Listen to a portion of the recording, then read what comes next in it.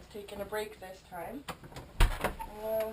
We have a chicken that I found in the coop a couple of days ago. She's been in the house for this is the second day now, and she has torticollis.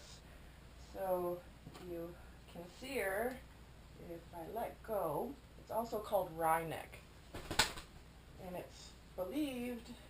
There's a couple of different things I've read on the internet as to the cause of it, but the most common seems to be a vitamin E and selenium deficiency. So her neck spasms and it twists around. It's also called wry neck or stargazing neck. So we're keeping her inside and we're treating her. So we have to feed and water her because she can't do it on her own. When her neck gets twisted, she has difficulty breathing and she can't eat or drink very well at all. She can't swallow properly, of course, because her neck's all in a knot. So we just give her a towel, and then we gently move her head around and kind of untwist her head. So I've been giving her vitamin E capsules for, there you go.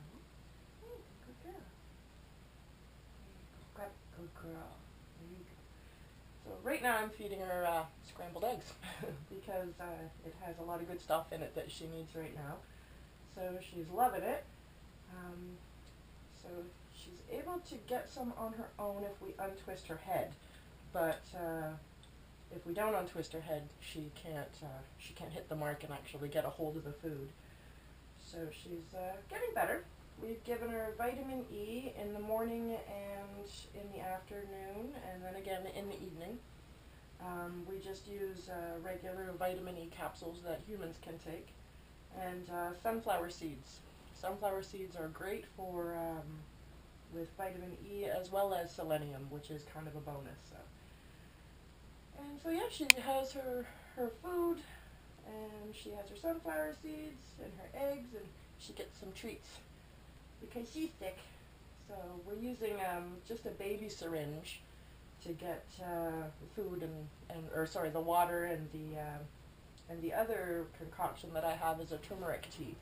So it's just 2 teaspoons of turmeric in 8 ounces of boiling water, and mix it up, let it cool down, and then I just use a little baby syringe for medication for her. And she's staying in a cage we have here in the mudroom. You can leave them, they say, in the coop with the others, but when they're distressed, it tends to worsen the torticollis. So I wasn't sure if leaving her in there was going to distress her or bringing her in the mudroom was going to distress her more. So I thought I'd try it in the mudroom. And in the coop, she was just laying on the ground, and she was kind of pretty vulnerable to anything that got into the coop. She couldn't make it up, of course. She can't fly, so she couldn't get up onto the roosts. So we put her in a cage and brought her in, and she seems to be content enough anyways. She doesn't seem to be distressed. We don't let the other animals in here right now while she's in here. And we just come in and peek on her and check on her periodically throughout the day, and she just kind of sleeps a lot, actually, a whole lot. But she's getting better. She's eating a lot more today than yesterday. We first noticed her in the coop 3 days ago in the morning. And when I was feeding and watering, she was walking around, and her head was sideways, almost like she could hear something under the floor, and she was trying to listen intently. And I thought at first that's just exactly what it was, but no, when we went in later that night to do the evening feed, she was all contorted underneath the water trough, and I thought maybe she had died. So of course I came in to get Dan, and when I went to pick her up, she moved, so I knew she was still alive.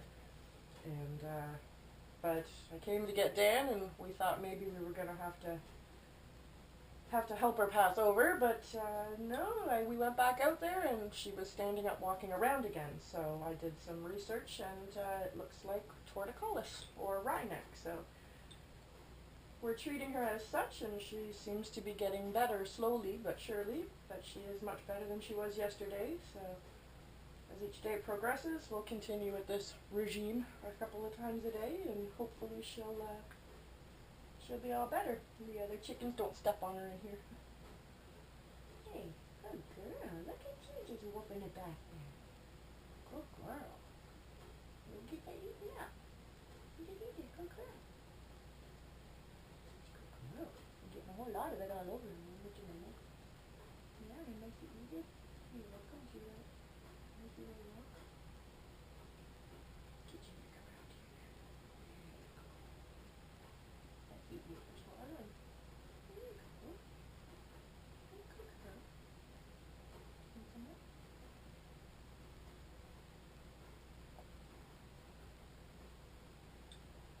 Good girl. Good girl. Listen to your little belly. Oh my goodness. Your little belly is quite good. You keep your food in there. You want to try your regular food? You want to try your regular food? Want to just try this one? Got your teeth in it. Because it's got your teeth in it. The feeding and watering are in short bursts. Her neck gets pretty tired, and then she just gets really, really sleepy and just wants to rest.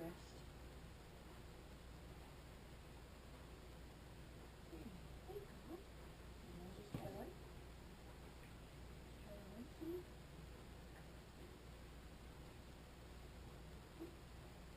Oh, you had that one. Got the time those right. Oh. Come on, you have some for you, please. Yes, you do. You want to get inside with me? Good. You need a drink?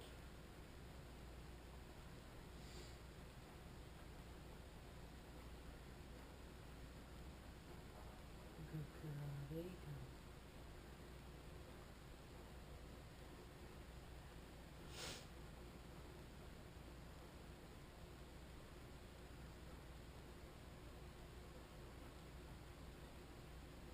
You can notice there, well, maybe you can't see it, but her eyes are constantly dilating and retracting.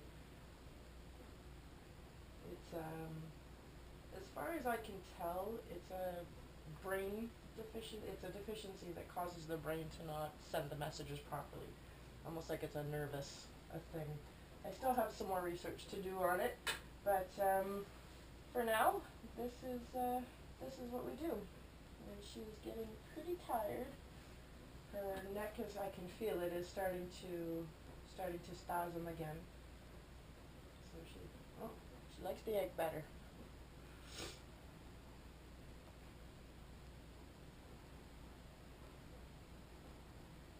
Good girl. You get that. Eat as much as you want. We got lots of eggs. Yeah. Oh, you want me to tell you that that's what you're eating? Okay, I won't tell you that. Smell it.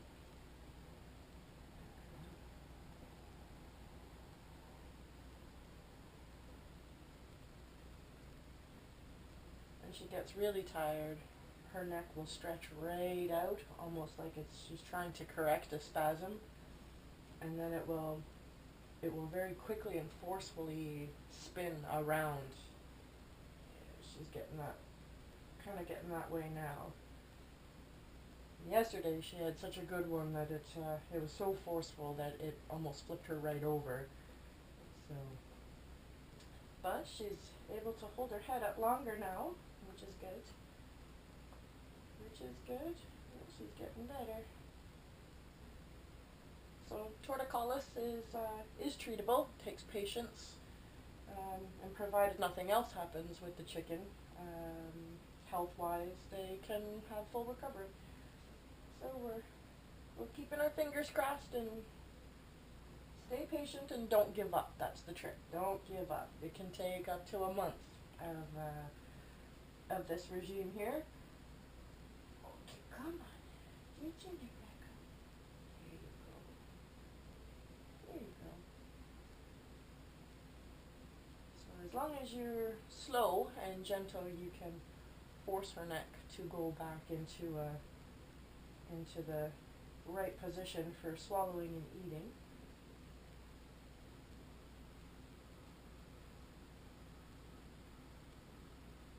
Are you getting your bearings again? Mr.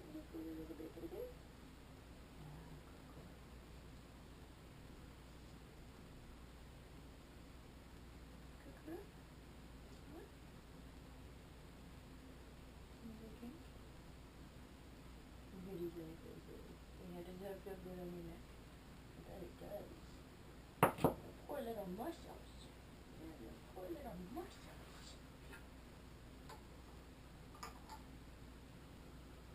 Poor little muscles.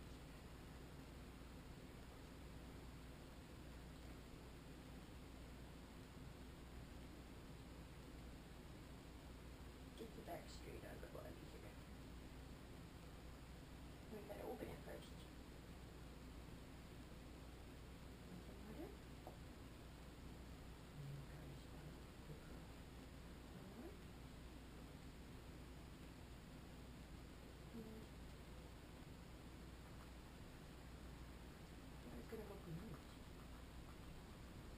There you go, that's a girl.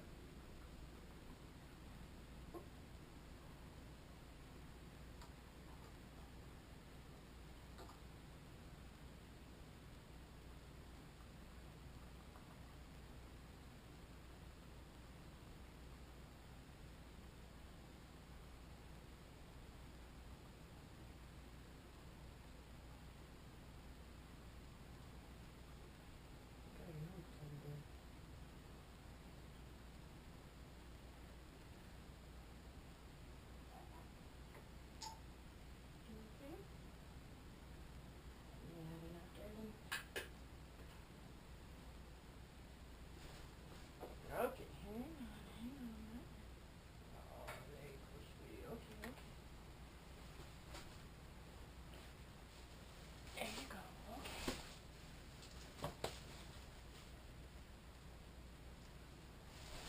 There you go. Back in your cage.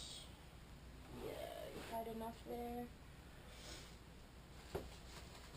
So I do keep a little bit of, well, not a little bit, but a dish of food, and we have this, it's like just a little hamster or gerbil or small animal water, and it's at a height, and we put everything, because she torts to the left, we put everything on the left side, so, and then we position her, she can maneuver herself around inside the cage, and everything is kept down really low, so when she's laying there, if she can slowly maneuver her head around, and she can hit the mark enough to keep herself hydrated anyways, so yeah, and you need a bath, but we're not going to stress you out about a bath right now.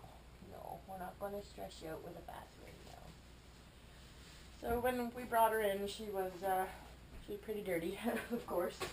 She was just on the bottom of the coop all day, and the other ones had been walking on her and all that, so, and they were outside, of course, in the mud. So I cleaned off her head and her face and whatnot, but the rest of her body is more involved to bath her, so we're not going to stress her out that much.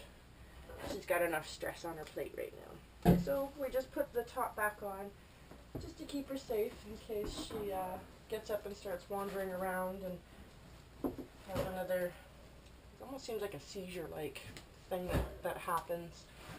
And so in case one of those happens, we keep her enclosed. And here we do have stairs in the mudroom right here as well, so we don't want her to fall down the stairs, and we want to keep her safe. So we just put the stuff back in. She's sleeping already. Pretty tiring for her. And there we go. Here's the little capsule. Just a regular human vitamin E capsule.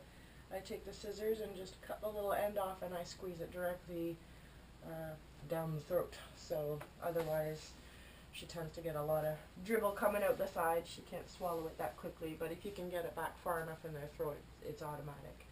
But again, yeah, I gotta make sure that her head's in the right position so that she can swallow. So, I don't know, I'll bring the camera around. And she spends a lot of her time in that position right now. It's looser than what it used to be. Her head used to be very tight and right up underneath her. So she, and she has these seizure-y kind of episodes quite often throughout the day. But again, they're getting less, so hopefully she's on the right track. Anyway, that's what we're up to these days. See ya.